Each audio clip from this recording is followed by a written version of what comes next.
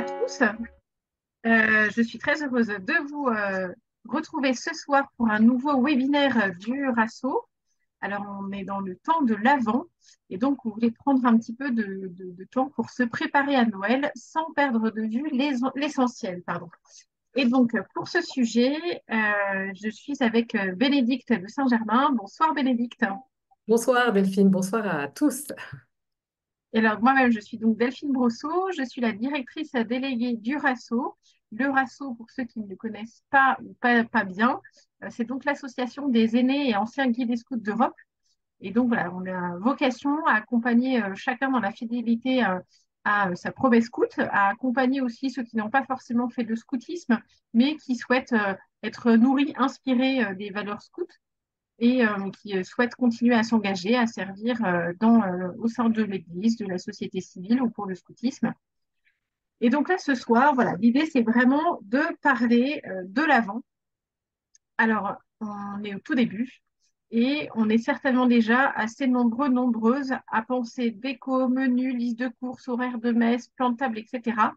Voilà, on peut vite être pris par l'organisation un petit peu logistique de Noël, parfois dans cette course aux cadeaux, à la liste de courses de menus, etc. Et on se retrouve assez régulièrement, voilà, tout proche de Noël, à se dire, mais finalement, je suis passée à côté de ce temps de l'Avent, ce qui nous arrive aussi régulièrement pendant ces temps de carême. Et donc, l'idée de ce soir, c'est vraiment de vous accompagner pour vivre pleinement ce temps de l'Avent, pour préparer nos cœurs à la nativité du Christ. Et donc, voilà, on va discuter avec Bénédicte autour de ce sujet. Alors, Bénédicte est journaliste pour Famille Chrétienne, Alésia et pour Prier. Elle travaille également à la communication du sanctuaire de Montligeon. Et donc, voilà, depuis de longues dates, Bénédicte traite de ce type de sujet pour le magazine Famille Chrétienne, notamment. Et donc, voilà, elle me semble être la bonne personne pour nous aider à entrer dans ce temps de l'Avent. Donc, concrètement, on va vivre ce petit atelier, cette petite conférence en deux temps. D'abord, une petite conversation entre elle et moi, voilà, sur un système de petites questions et réponses autour de ces sujets, voilà, de la préparation à Noël. Et puis, vous pourrez aussi poser vos questions. Il y a un petit onglet qui s'appelle questions et réponses sur votre écran, sur Zoom. Et donc, vous pourrez aussi poser vos questions vous-même si vous le souhaitez. Voilà un petit peu comment va se dérouler notre soirée. Alors, toute première question, Bénédicte, on va essayer déjà de voir un petit peu comment, voilà, de mieux définir ce temps liturgique qu'est l'Avent. Est-ce que tu peux nous dire d'où vient ce temps, que dit l'Église sur ce temps de l'Avent? Alors, juste 2 secondes avant de parler de l'avant. Moi, je pensais aussi, effectivement, on est happé par les préparatifs matériels, etc. Je pensais aussi à tous ceux qui voient arriver Noël et du coup l'avant avec cette angoisse peut-être de devoir se retrouver en famille, dans des familles désunies, même écartelées parfois. Je pense aussi bon, à ces parents bah, qui vont passer Noël tout seuls, euh, à ces grands-parents qui verront pas leurs petits-enfants. Bon, vous voyez, à ces personnes qui fêteront Noël pour la première fois en l'absence d'un proche qu'elles ont perdu cette année. Euh, et du coup, pour ces personnes, c'est peut-être encore plus compliqué de vivre la joie de l'Avent qui nous prépare à la joie de Noël. Voilà, avec ce poids, cette angoisse et peut-être ces peurs. Voilà. Euh, voilà, je pensais un peu à ça. Sinon, merci Delphine et merci à vous tous de m'avoir permis de réfléchir à l'Avent parce que sinon, je serais aussi arrivée à Noël presque sans m'en rendre compte. Non, je rigole, mais voilà. Alors, du coup, l'Avent. Eh bien, l'Avent, c'est ce temps que nous propose l'Église pour nous préparer à accueillir le Messie. Et ça vient du latin adventus, qui veut dire venu, avènement. Et ce sont 4 semaines, quatre dimanches. Alors cette année, ça va être rétréci puisque le quatrième dimanche de l'Avent, en fait, est la veille de Noël. Enfin, tombe le 24 décembre. Donc en fait, on n'a que 3 semaines pour se préparer, ce qui va ajouter peut-être une dose de stress supplémentaire quand on voit voilà, la to-do list de tout ce que nous avons à faire. Mais l'Église, dans sa grande sagesse, donc, a coloré ce temps de l'Avent en nous donnant sa parole, la parole de Dieu, en nous donnant des prières, des chants, des couleurs, pardon. Et ça va vraiment nous aider si on se cale sur le rythme de l'Église à préparer Noël. Alors, la couleur, je disais colorer le temps, la couleur de l'Avent, c'est le violet qui va être teinté de rose pour le dimanche de Gao d'été, là, qui c'est le dimanche de la joie, et le troisième dimanche de l'Avent. Et donc, c'est à la fois un temps de pénitence et aussi un temps de joie. Alors, pourquoi de pénitence? En fait, tout simplement parce qu'en fait, si on veut accueillir quelque chose, c'est mathématique, il faut qu'on creuse en nous un espace. Il faut que cet espace, eh ben, il soit libéré euh, de tout ce qui n'est pas Dieu. Voilà. Et, euh, et alors, évidemment que tout ce qui est préparatif matériel, tout ce qui est soucis logistiques, etc., ça va nous encombrer, ça va pas nous aider. Que la vie trépidante qu'on mène déjà habituellement et qui va s'accélérer jusqu'à Noël, ça va pas nous aider non plus. Et, euh, et ce qui va aussi ne pas nous aider à accueillir cette immense bonne nouvelle de ce Dieu euh, qui vient nous sauver parce qu'il nous aime chacun personnellement, eh bien, ce qui va nous entraver notre marche, bah, ce sont nos péchés, nos mauvaises habitudes, nos addictions, etc.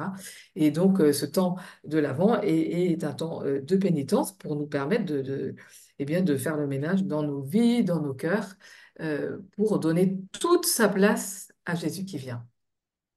Merci beaucoup, Bénédicte. Alors, est-ce que tu peux nous dire comment faire pour que l'Avent soit un véritable, voilà, un vrai moment, un vrai temps spirituel pour se préparer à la nativité? Voilà.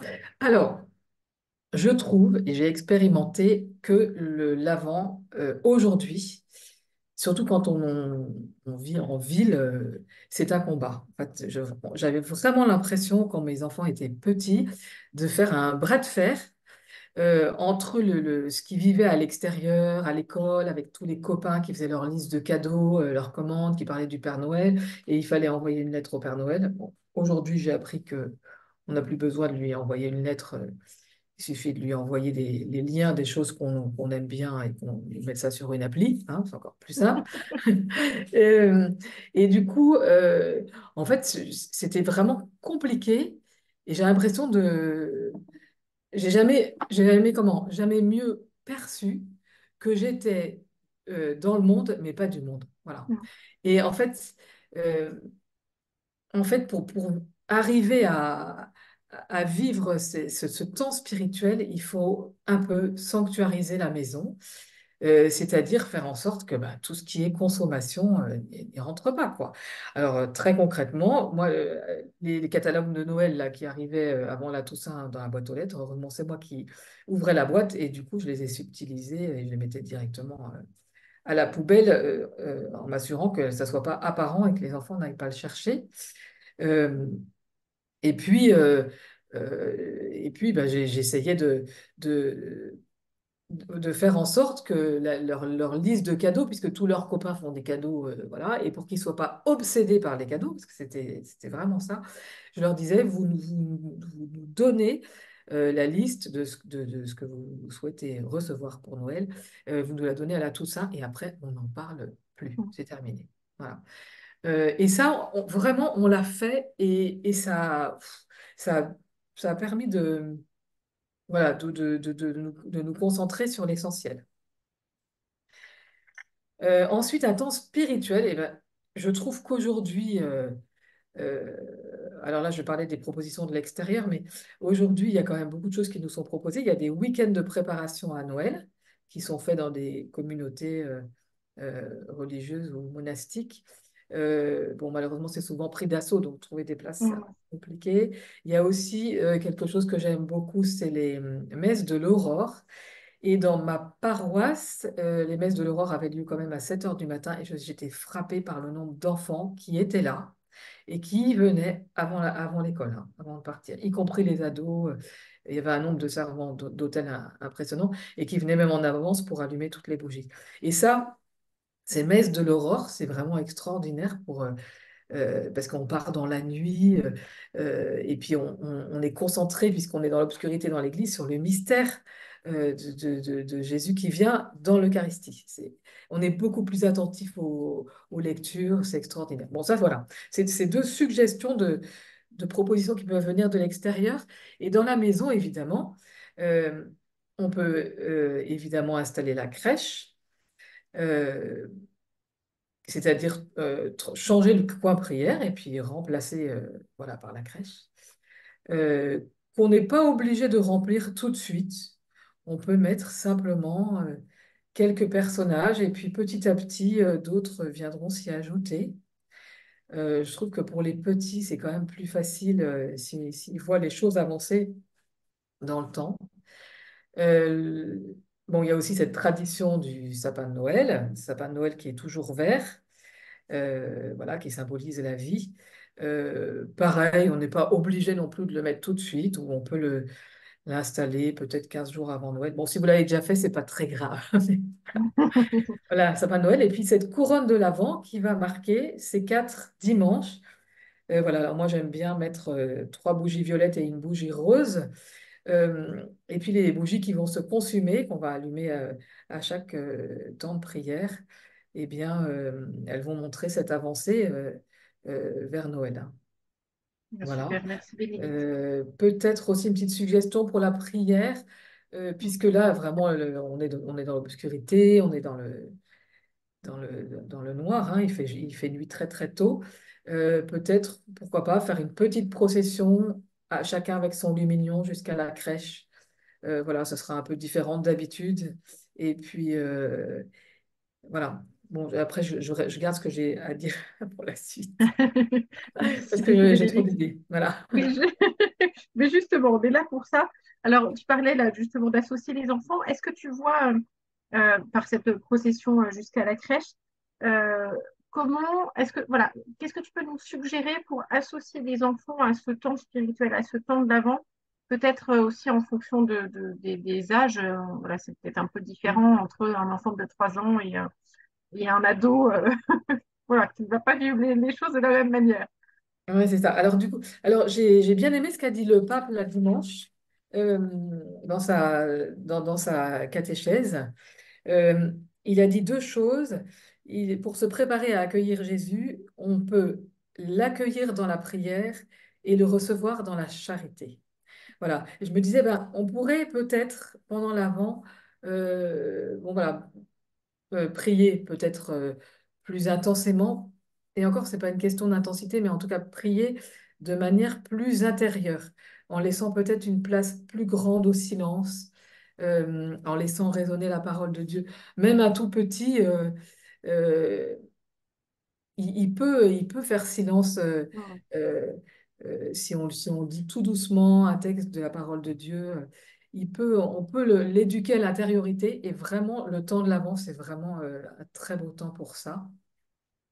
Le pape a aussi beaucoup insisté, alors pardon, oui, pardon, non, je continue, a beaucoup insisté sur la charité et ça pour les ados et pour les primaires, enfin, c'est vraiment génial, quoi, d'apprendre à voir le Christ dans nos frères. Voilà.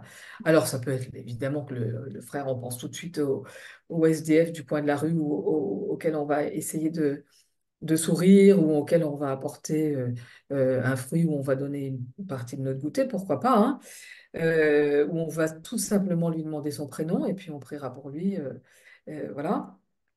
Ça peut être aussi le pauvre, hein, ça peut être aussi le voisin euh, dont, auquel on rend des services, puis on rend des visites, et puis tout à coup on s'aperçoit qu'on a un peu oublié. Bah, peut-être que on va intensifier les visites, et puis un jour c'est le grand ado qui ira, et puis un autre jour ça sera maman et les petits. Euh, voilà. je pense que c'est important quand on a la joie d'être en famille, de partager cette joie avec ceux qui sont seuls. Et là, je pense particulièrement à une de mes voisines, dont les enfants, en fait, ils passent Noël au Maroc pour aller faire du surf. Et, euh, et puis, du coup, à Noël, elle est toujours toute seule. Voilà, donc, il fait tout Saint-Nicolas et en fait, à Noël, elle est seule. Et ça, alors si on n'est pas là, ben, peut-être que on peut préparer une carte et un petit colis avec une bougie, un tout petit cadeau fait maison et qu'on lui déposera avant de partir en vacances, hein, j'en sais rien, mais cette attention à ceux qui sont seuls, peut-être à ceux voilà, qui ont perdu un proche, parce que la joie des enfants, la joie, elle est tellement communicative que, enfin, il faut y aller, quoi. C'est ça qu'il faut donner. Et encore plus, a fortiori, dans ce monde qui crève de désespoir, quoi, de désespérance, surtout aujourd'hui, hein. Donc, allons-y, soyons des témoins d'espérance, voilà, autour de nous. Super, merci beaucoup Bénédicte. Alors en effet, c'est un temps de joie, un temps d'attente, mais c'est un temps de joie. Euh, Comment on peut faire transparaître, tu en as déjà un petit peu parlé, comment Mm. on peut transmettre, faire transparaître cette joie de l'attente de la venue du Christ. Peut-être aussi, enfin, au sein de nos maisons, à l'extérieur de nos maisons, parfois on voit alors, des décorations qui n'en peuvent plus, qui débordent partout, mais quel sens ça peut donner? Comment on peut être aussi dans la juste mesure, mais voilà, comment montrer voilà, dans nos maisons et à l'extérieur de nos maisons par voilà, de manière euh, la joie de Noël, la joie de cette attente. Et puis, pareil, tu en as parlé aussi, euh, comment on transmet cette joie autour de nous. Tu en as déjà parlé avec voilà, les voisins, les personnes seules autour de nous, mais voilà, quelles peuvent être les différentes façons de montrer cette joie voilà, voilà, qui est contenue aussi dans ce temps d'attente. Alors bon, si on veut des signes visibles qu'on peut afficher à l'extérieur, ben, je trouve que la couronne de l'Avent, si on peut alors pas la couronne avec les quatre bougies, mais enfin une couronne de sapin avec ces beaux rubans qu'on aura fait soi-même, si on peut l'accrocher à la porte de la maison ben, ou de l'appartement, c'est top, quoi. Ça montre que voilà, ici, on prépare Noël. On peut évidemment marquer le 8 décembre en posant des bougies sur nos fenêtres. Ça, c'est vraiment facile et on peut le faire. On peut d'ailleurs, oui, il ne faut pas que j'oublie de vous donner. Si, je vous le dis tout de suite, il y a une idée géniale qui s'est faite dans une résidence d'amis. Et, euh, et en fait, pendant tout l'Avent, la prière du soir se faisait chez chacun à tour de rôle. Et donc, on voyait tous les petits-enfants en pyjama qui descendaient leur cage d'escalier, puis qui remontaient chez les voisins, et ils se mettaient tous Génial. autour de la crèche. C'était hyper court, mais c'était magnifique. Et ils ont fait ça, et ils le font encore, je crois, pendant tout l'avant. Et ça, c'est merveilleux, même pour les personnes seules, parce qu'elles voient tous ces petits-enfants qui traversent la cour et qui vont prier chez les uns, chez les autres. Et puis, c'est l'occasion d'inviter les voisins, quoi. Et il y en a qui venaient, même pas forcément pratiquants, mais ils étaient vraiment touchés. Et d'ailleurs, d'autres enfants qui ne comprenaient pas pourquoi les copains y allaient et pas eux, quoi. Ça, j'ai trouvé que Ah, c'était génial, ouais. très, très, très belle idée. Euh, voilà. Et Inviter les puis, voisins à prier. Mm. ouais, ah, ça, c'est vraiment sympa. Euh, voilà, avoir cette attention envers nos voisins. Alors, envers nos proches, et oui, et oui, et parler en famille de qui va être seul à Noël. Vous voyez, bah, souvent dans des familles, on fête Noël de manière alternée, une famille une année et une autre famille l'autre. Euh, peut-être, enfin sûrement, penser aux grands-parents qui vont se retrouver tout seuls cette année. Alors, ils vont sûrement trouver une manière de fêter Noël avec la paroisse, avec d'autres, pourquoi pas, hein, mais d'autres amis. Mais du coup, préparer le cadeau à l'avance, auquel tous les enfants vont participer et s'arranger pour que le cadeau soit vraiment au pied de leur sapin ou de leur crèche le jour de Noël. Et puis quand nous, on sera dans la liesse de Noël, pensez à leur téléphoner. Voilà. Donc ça, c'est envers les proches. Ça me semble vraiment important. Voilà. C'est super. Et est-ce que tu as des exemples, des anecdotes, des idées de ce qui peut se vivre aussi en paroisse avec les paroissiens pendant ce temps de l'Avent? Alors avec la paroisse, bah, justement, il y a ce temps de ces messes de l'aurore là Ouais. que j'aime beaucoup. Il y a souvent des temps, comment je peux dire, des œuvres caritatives qui sont proposées où on peut aller euh, empaqueter des cadeaux, on peut aller servir un repas ou le petit déjeuner qui va être proposé aux personnes. Euh, nécessiteuse, enfin, je dis aux pauvres, parce qu'en fait, de manière plus large, un pauvre, c'est pas forcément quelqu'un qui manque de choses matérielles. Donc voilà, ça peut être. En fait, les paroisses proposent énormément de choses. Et alors, j'ai vu aussi dans une paroisse, j'ai trouvé ça top, euh, où pendant tout l'Avent, ils font un effort pour développer la gratitude. Et je me suis dit, c'est que c'était une très bonne idée, parce que la gratitude, d'abord, ça nous sort de nous-mêmes. Et souvent, il y a des familles, vous savez, dans lesquelles derrière la crèche, on met un grand panneau bleu marine et puis chacun va aller coller son étoile en fonction des efforts qu'il va faire. Et bon, ça, c'est top, même si ça rappelle un peu le carême où on fait aussi des Mhm. panneaux avec des comètes et des ouais, etc. Et je me disais, mais pourquoi on ne ferait pas ça avec des merci qu'on a donnés à quelqu'un? Et je me dis que même un petit que ce soit un petit ou un grand ado ou le mari et la femme, là, il peut trouver, chercher dans son cœur des merci qu'il peut donner. Ça peut être aussi des merci à Jésus, justement, d'être son ami, de ne pas le laisser tout seul, de ne jamais le laisser seul. Euh, et le fait de coller cette gommette en ayant d'abord formalisé ce merci, en étant allé voir papa, bah, tu vois, papa, je te remercie parce que tu m'as ciré mes chaussures. Bon, d'habitude, on s'en aperçoit jamais, quoi, parce qu'il le fait, puis c'est très discret, etc. Et là, je suis allée le voir et je lui ai dit merci pour cette chose précise. Donc, et quand j'aurai dit ce merci, ça peut être fait pendant tout l'avant, hein, eh bien, je vais coller ma gommette.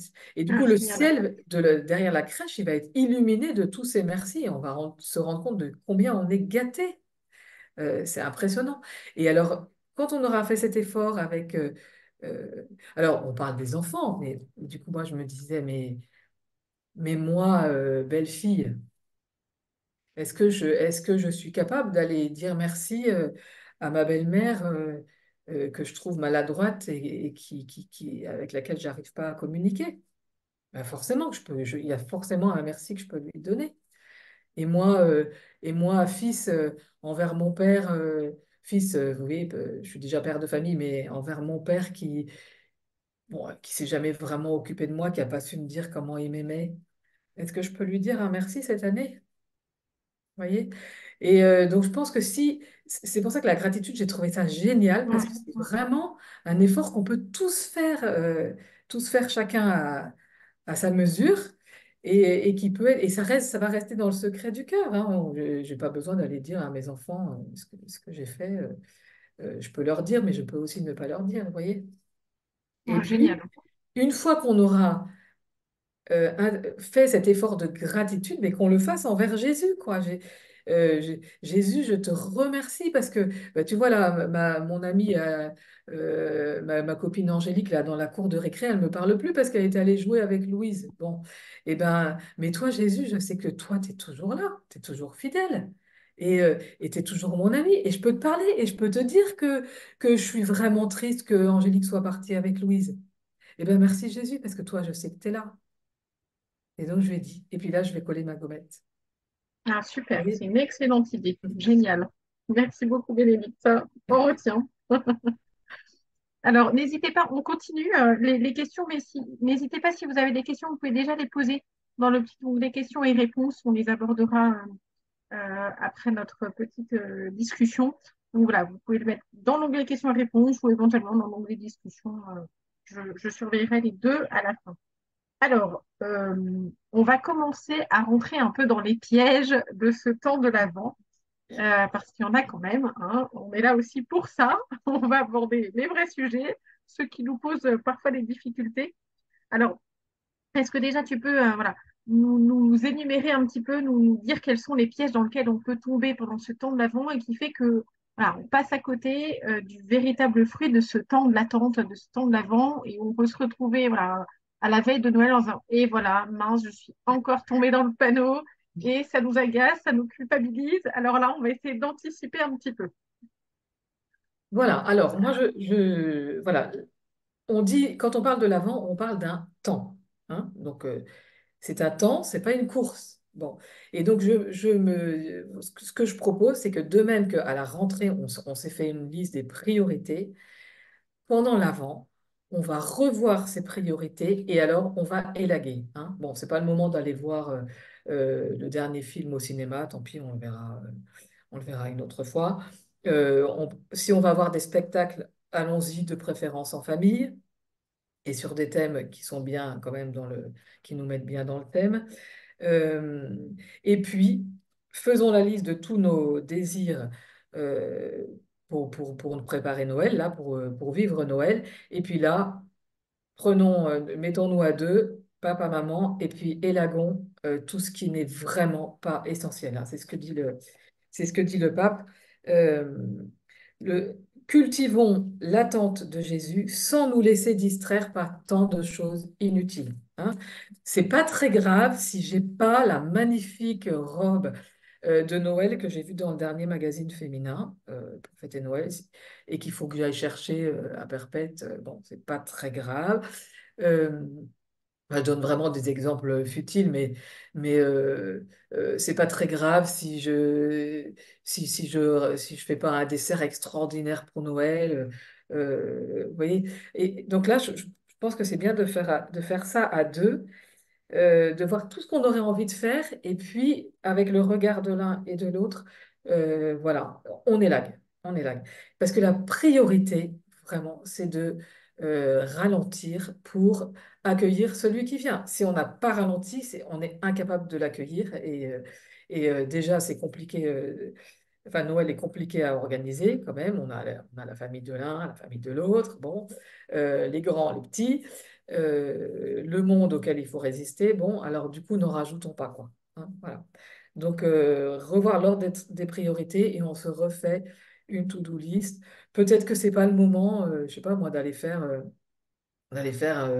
le marathon de je sais pas où qui tombe dans l'avant, quoi. Peut-être que le moment, c'est de rester le week-end en famille et puis de préparer les cadeaux de Noël avec les enfants. Parce que ça, j'en ai Ah, pas très parlé, bien. très important que les enfants fassent leurs cadeaux, hein, fassent des cadeaux. Donc voilà, donc déjà, voilà, bien revoir l'ordre des priorités. Je crois que c'est très important, ne pas courir partout et puis à essayer, si c'est possible, d'arriver reposé à Noël. Ça, c'est quand même très compliqué. Et ça vaut pour les grands et pour les petits. En général, aux vacances de Noël, on fête Noël et on est tous malades après, quoi. Donc, voilà. Voilà. Ralentir. Alors, oui. Moi, j'avais trouvé un petit truc qui était sympa. C'est que quand les enfants rentraient de l'école, ils avaient un petit goûter très, très léger. Et en fait, on faisait un goûter dîner assez tôt, le soir, 6h30, 7h. Même pas, 6h30. Et après, du coup, on avait un temps long. Alors, bon, ceux qui ont du boulot, beaucoup de devoirs, ils faisaient leurs devoirs, mais un temps long pour faire des jeux, pour regarder un film de Noël, et puis se coucher tôt aussi, parce que, y compris pour les parents, parce que c'est comme ça vraiment l'hiver enfin, c'est un détail, un conseil complètement matériel, hein, mais de santé. On passe bien l'hiver si on dort bien et si on dort tôt, si on se couche tôt avant minuit. Ouais, ouais, ouais, c'est vrai.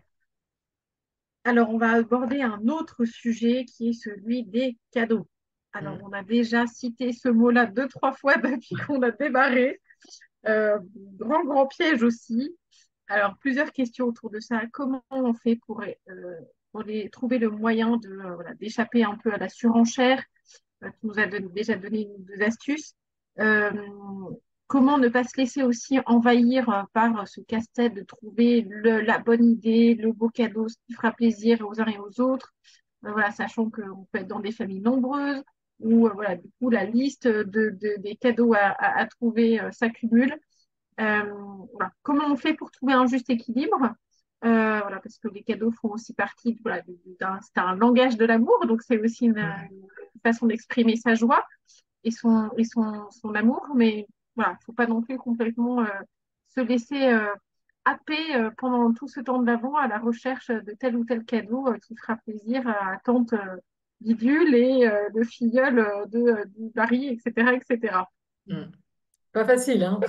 Mm. Là, vraiment, c'est pas facile parce que, comme tu le dis très justement, il y a les filleuls, il n'y a pas que nos enfants, quoi. Donc, il y a notre conjoint et souvent, bon, certains ne savent pas quoi offrir à leur femme et réciproquement. Il y a les grands-parents, les beaux-parents, voilà. Bon, bon, c'est pour ça que, bon, là, il n'est pas trop tard, mais c'est bien de se poser et puis de voir comment je vais pouvoir manifester mon affection voilà, de manière juste. Et alors les enfants, bah alors là, on peut tout à fait leur expliquer qu'évidemment que c'est pas la valeur marchande du cadeau qui compte et que bon, s'ils veulent, si vraiment ils désirent quelque chose qui est hors de notre portée, ben on va peut-être mixer ça avec leur cadeau d'anniversaire, ou alors on va se mettre à plusieurs avec les grands-parents, etc. Bon, ça, ils peuvent comprendre. Ils peuvent tout à fait comprendre. C'est bien d'en parler, dire que oui, les cadeaux, ça fait partie de Noël, et c'est super, parce que c'est une fête, ça, on se réjouit, euh, le cadeau symbolise en fait l'immense cadeau que Dieu nous a fait en son Fils. Voilà. Et voilà, peut-être discerner. Alors, moi, j'aime bien, j'avoue, hein, j'aime bien y penser dès l'été. Vous allez dire, je suis complètement folle, mais euh, dès l'été, me dire, voilà, qu'est-ce qui ferait plaisir à un tel. Voilà. Et alors, ce que j'aime beaucoup faire, c'est pour ça qu'il nous faut du temps pendant l'avant, c'est que j'aime beaucoup fabriquer quelque chose voilà, pour un enfant ou pour une grand-mère, etc. Et en fait, ce qui m'a beaucoup frappé quand j'étais petite, je devais être en CE2, c'est que mes parents avaient fabriqué, et pourtant papa n'était pas bricoleur pour dessous, ils avaient fabriqué pendant notre sommeil des lits de poupées qu'ils avaient offerts à mes deux sœurs. Et moi, du haut de mes, je sais pas quel âge on a quand on est en CE2, j'ai oublié, mais je me suis dit, mais quoi, ils ont fait ça en cachette, tout seul. Et, euh, et alors, papa avait bricolé tant bien que mal son lit à barreaux, bon. Et maman avait fait avec amour les petits draps, les petits oreillers. Et c'était extra, quoi. Et c'était hyper touchant. Et ce temps que mes parents avaient passé, que nos parents avaient passé, mais en fait, bah, c'était reçu 5 sur 5 par les enfants, quoi. Par mes sœurs, je veux dire. Donc ça, c'était vraiment, voilà, ces cadeaux qui, où on met un peu de sa personne, dans lesquels on met un peu de sa personne, bon, ça a vraiment du sens. Et puis, ça peut être simplement des petits biscuits, voilà, dans lesquels on aura fait un trou et qu'on aura mis sur un fil de fer en forme de rond, et ça fera une couronne de petits biscuits. Enfin, vous voyez, ça peut être aussi simple, ça peut être... Et il y a aussi un très joli cadeau, alors quand on pense à la gratitude que j'ai vu dans une communauté Foi et Lumière, c'est une toute petite boîte d'allumettes sur lesquelles on écrit le prénom de la personne. Et à l'intérieur, on met des petits papiers sur lesquels on met toutes ses qualités. Tu es rigolote, tu Génial. es gentille, tu es serviable, tu es, je sais pas quoi, tu es un bon ami, etc. Et ça, on peut le faire. Voilà, ça peut participer aussi à la gratitude et ça fait plaisir. On peut dire ça à sa grand-mère. Ouais. Ou j'aime tes gâteaux au chocolat, j'aime quand tu m'embrasses, voilà, enfin, ça peut être, voilà, je trouve que ça peut être très joli. Les cadeaux qui viennent, qu'on va pas acheter, mais, ou alors dont on achète une partie, mais qui viennent du cœur. Ça peut être pareil, un album photo ou le calendrier fait avec les photos, voilà, sur Internet, et on a passé du temps, donc on est touché, quoi. Enfin, celui qui le reçoit est touché. Génial, super idée. J'y pense en t'écoutant. Si vous souhaitez, j'ai ouvert la discussion pour tout le monde. Si vous souhaitez partager des idées de cadeaux que vous avez fait vous-même, que vous avez offert, n'hésitez pas. Voilà, ça peut être le bon moment pour échanger voilà, ce type de bonnes idées entre nous. Tu parlais tout à l'heure, tu l'as dit rapidement, il faut que tu voulais en reparler, du fait qu'on pouvait proposer aux enfants d'offrir des cadeaux aussi. Est-ce que tu pouvais nous en dire un petit peu plus? Bah oui, parce que Ouais. moi, je me souviens de la surprise de mes enfants quand je leur ai dit ça. Je leur ai dit, bon, je pense que tu t'attends à un cadeau de ton parrain et ta marraine. Ah bah oui, oui, ah bah oui, oui, bien sûr. Eh bien, écoute, là, je te propose de leur faire à chacun un cadeau. Alors, ils étaient un peu surpris, puis en fait, bah, du coup, ils ont compris ce que ça demandait d'efforts, de concentration pour les petits, de temps passé. Et puis et que ça leur permettait de penser à la personne, donc à leur parrain, à leur marraine. Alors c'était hyper simple, hein. On a collectionné les boîtes de thé et de Récoré. Les petits, ils faisaient un papier que je collais autour avec un dessin, puis on plastifiait bien le truc. Et puis après, on passait une après-midi à faire des petits gâteaux et qu'on mettait dans la boîte. Mais j'avoue que moi, ça m'a beaucoup touché quand j'ai revu ces boîtes, pourtant, bon, voilà, des années après, dans l'étagère du parrain, quoi, qui était un célibataire un peu bourru. Bon, bah, c'est sympa. Donc, ça lui a fait plaisir d'avoir le cadeau fait par son filleul qui avait écrit son prénom. Bon, voilà, c'était vraiment sympa. Et j'ai aussi fait avec eux un calendrier des anniversaires qu'on avait offert aux grands-parents. Et du coup, et en haut du calendrier de l'anniversaire, il y avait le dessin fait par un enfant qu'on avait plastifié et qu'on avait collé. Voilà. Puis on avait écrit soigneusement tous les anniversaires de la famille. Ça peut être des trucs très simples, mais du coup, l'enfant, il va voir que le plaisir de Noël, c'est aussi cet échange. Ouais. En fait, cet échange. Et que en fait, ils apprendront ça plus tard, mais en fait, c'est pas mal de l'apprendre maintenant. Euh, Apprendre à donner un cadeau, c'est déjà, et c'est pas mal, et apprendre à en recevoir, c'est aussi pas mal. Enfin, vous voyez, il y a vraiment Mm, mm, mm, mm. les deux côtés. Voilà. Donc, c'est pour ça que ça, nous, moi, je me souviens, on a passé beaucoup de temps, et là, j'essaye encore de le faire, même si mes enfants sont grands. J'essaye encore de le faire. Voilà, c'est des choses très simples, mais c'est vrai que ça fait plaisir. Ça peut être un pot de confiture, enfin, j'en sais rien, mais qu'on offre à la grand-mère, ou un truc un peu original, ou un rhum arrangé. Bon, l'abus d'alcool, etc., est dangereux. Enfin, vous voyez, il peut y avoir il y a plein d'idées, quoi, de trucs qu'on peut faire soi-même sans être archi bricoleur. Mm, mm. Voilà. Ah, super, super. Bon, je pense que on avait une autre petite question sur comment redonner du sens au cadeau de Noël, mais je pense que là, on a bien abordé. En développement, si tu veux rajouter quelque chose sur le sujet, n'hésite pas, Bénédicte. Mais c'est vrai que là, je trouve qu'on m'a donné déjà un bel éclairage. Oui, moi, je voudrais rajouter cette idée de savoir recevoir. C'est compliqué aussi parce que souvent il y a des enfants qui sont déçus. Vous savez, ils attendaient quelque chose et puis manque de peau, ils n'ont pas reçu. Bon. Euh, alors du coup, c'est très éducatif en fait. C'est vraiment l'occasion d'éduquer. Moi, je me souviens très bien, ça m'est arrivé quand j'étais pareil, petite, je devais être en CM2 ou sixième, et je désirais, mais vraiment de toutes mes forces, recevoir le disque d'une comédie musicale qu'on avait vue. Et manque de peau, c'est ma sœur qui l'a eu.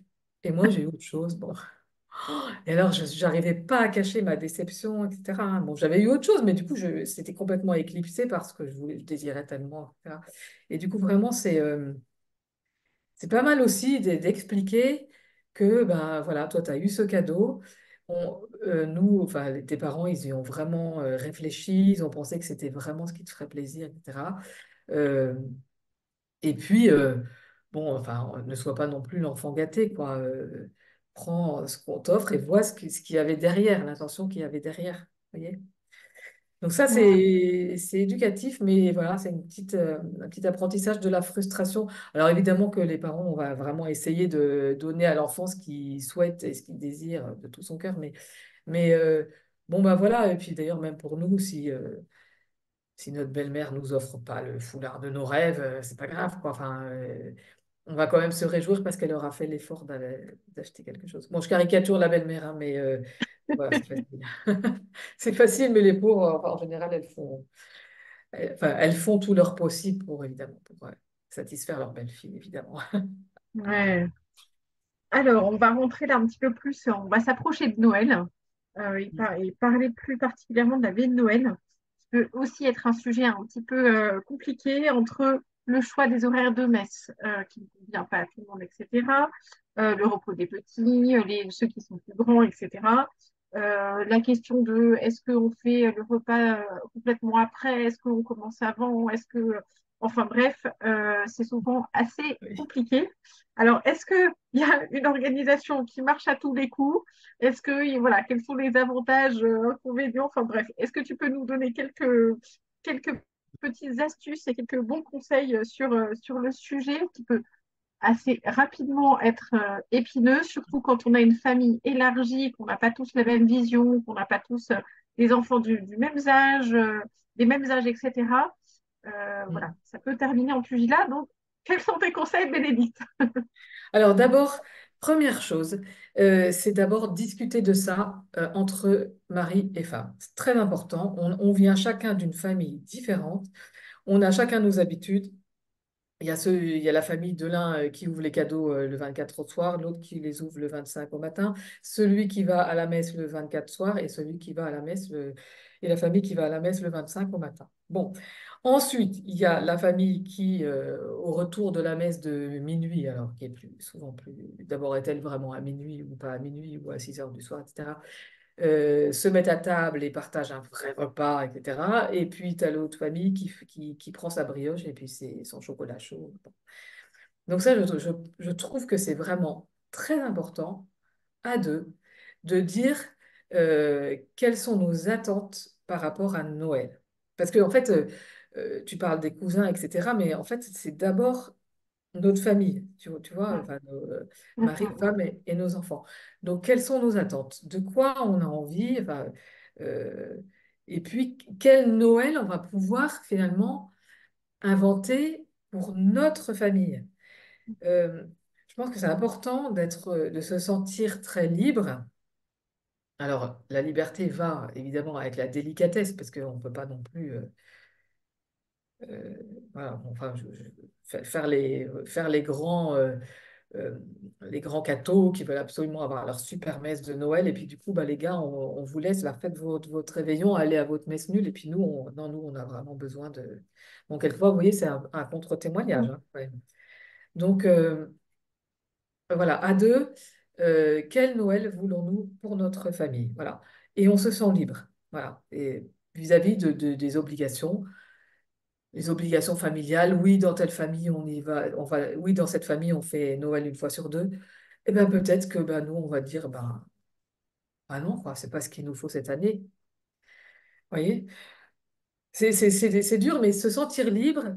Et puis, voilà. Et puis après, ça ne veut pas dire que du coup, on va pas du tout aller voir l'autre famille, mais on peut peut-être décider, je prends un exemple, mais le 24 au soir, on va rester, nous, notre petite famille.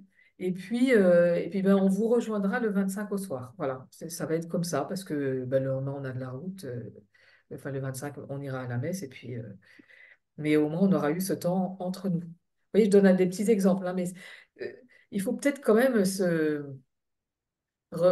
pas réinterroger, j'aime pas ce mot, mais se poser la question un peu vous voyez, des conventions, des trucs qui sont figés depuis le début. Ben non, peut-être que entre tous les deux, voilà, on n'a pas envie de ça. Bon, voilà. Et on peut d'ailleurs en discuter tout à fait avec les grands-parents. Peut-être qu'ils comprendront très bien qu'on ne soit pas là le 24 au soir et le 25 matin. Enfin, vous voyez ce que... Voilà. Donc ça, je pense que c'est important. Ensuite, effectivement, je pense au repos des petits. Mais alors, c'est quand on a des petits, les faire veiller pour la messe de la nuit. et qu'il soit le matin de bonne humeur quand on va se retrouver chez les grands-parents, je sais pas quoi. Bon, c'est pas toujours facile, quoi.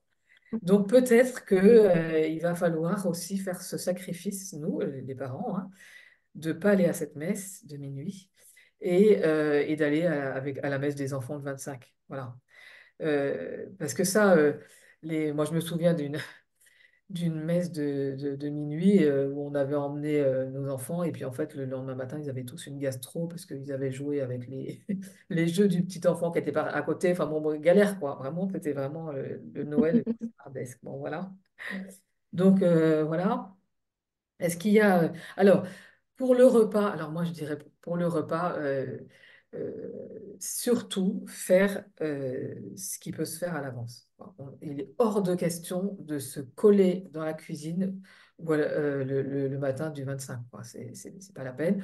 Ou bien on fait tous les préparatifs ensemble le 24, ou bien on fait à l'avance et on a tout congelé. Et d'ailleurs, la bûche cette année, ben, on va pas la faire, on va aller l'acheter parce que franchement, c'est pas l'important. Oui, on fait un déjeuner de fête, mais voilà, si on est arrivé crevé aux vacances de Noël, et en plus là, elles vont commencer et Noël sera juste après, enfin, c'est bon, on lâche la pression. Franchement, dans les supermarchés, maintenant, ils ont ils proposent des plats de Noël qui sont finalement pas si mal. Et, euh, et allons-y, quoi, hein. Bon. Et moi, je me souviens aussi d'ailleurs que mes enfants étaient tellement difficiles, ainsi que leurs cousins étaient tellement difficiles à table quand ils étaient petits, qu'on avait fait un menu enfant et un menu parent. Et pour les enfants, c'était poulet, pomme dauphine. Et ils étaient enchantés. On avait mis des petits sapins de Noël partout, des boules, etc. Et ils étaient enchantés. Et puis du coup, nous, on n'était pas déçus parce qu'ils n'avaient pas dédaigné nos plats. Et pour eux, c'était la fête, quoi. Bon, voilà. Donc, tenir Bon, compte de super. nos forces, l'important, voilà, Ouais. l'important, le jour de Noël, c'est qu'on soit disponible aux autres. Alors, Mm. d'abord, qu'on soit disponible à Jésus qui vient et qu'on vive bien notre messe. Alors, avec des enfants fatigués, ça sera peut-être compliqué, des enfants qui pleurent, voilà. Mais qu'on vive bien notre messe et qu'ensuite, cette joie qu'on reçoit le soir de Noël, on soit capable de la transmettre. Et si on a cette to-do list dans la tête, en se disant je dois faire ci, ça, l'apéro, machin, etc., mais c'est impossible. Mais ça, je le dis parce que je l'ai vécu, hein. Donc, je l'ai vécu à me mettre une pression Mm. dingue et puis arriver, j'avais pas vécu Noël, quoi. C'est frustrant. Et puis, du coup, stressé comme une malade, bon, donc ça va, c'est terminé, quoi. Donc, Ouais. prenons vraiment les moyens. Enfin, l'important, c'est un, j'accueille Jésus, je reçois sa joie, et deux, je la partage au maximum. Donc ça, c'est la priorité. Après, le reste, franchement, c'est accessoire, hein. Même si le repas fait partie de la fête, mais voilà. J'aime bien le un et le 2, je note. J'accueille et je donne, je donne. Ouais, Alors après, oui, comme concilier l'avant. les visions et les contraintes de chacun. Donc, on a vu comment le faire en ménage. Peut-être. Alors, nous, ça nous est déjà arrivé. On se retrouvait avec voilà, grandes familles, avec pas mal de cousins. Et en fait, ce qu'on a envoyé d'abord, c'était un petit message WhatsApp en disant, qu'est-ce qui est important pour vous à Noël? Qu'est-ce qu'il faut absolument avoir? Et on a envoyé ça aux enfants et aux parents. Et c'était top parce que bah, il y en a un qui a dit, moi, il me faut le sapin de Noël. L'autre qui m'a dit, moi, il me faut le saumon fumé. L'autre a dit, moi, je veux ouvrir les cadeaux le 25, etc. Et donc, avec tout ça, on a vraiment essayé de faire en sorte que chacun ait son plus gros désir de Noël. Voilà. Alors, en expliquant, bon, bah, toi, tu pourras pas tout avoir, mais au moins, tu auras ça, etc. Donc, ça, c'était vraiment sympa, cette espèce d'attention, Ouais, voilà, à chacun, savoir ce qui était vraiment très, très important pour lui. ouais, très bien. Ok. Et puis, c'est vrai qu'il faut s'adapter aussi, hein, voilà, quand on est dans la famille de son conjoint, bah, c'est pas pareil. Il faut de toute façon se dire que c'est pas pareil que dans notre famille. Et puis voilà, c'est un petit deuil à faire, mais ça veut pas dire que c'est nul, hein. Non, je pense à ça parce que j'étais outrée le premier Noël dans ma belle famille parce que chez nous, on faisait à la maison, on faisait un chocolat chaud qui cuisait pendant des heures avec du vrai chocolat qui était cassé dans le lait. Voilà, ça cuisait pendant des heures avant la messe de midi, etc. Et chez ma belle-mère, je lui dis, mais enfin, je comprends pas, vous lancez pas le chocolat chaud là maintenant? Il était 8 heures tout ça. Elle dit, ben non, non, non, je vais le faire après. Et en fait, après, elle avait acheté du chocolat chaud tout fait, elle met ça dans la casserole et ça. Et moi, je trouvais que c'était nul. Voilà, mais enfin, avec le recul, on se dit vraiment, c'est ridicule. Bon, bref.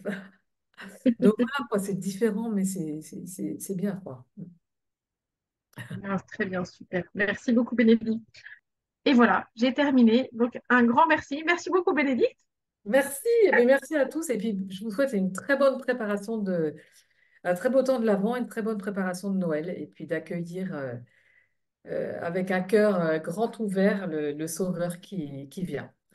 Génial. Merci beaucoup, Bénédicte. En effet, un très bon avant à tous. À bientôt. Merci beaucoup.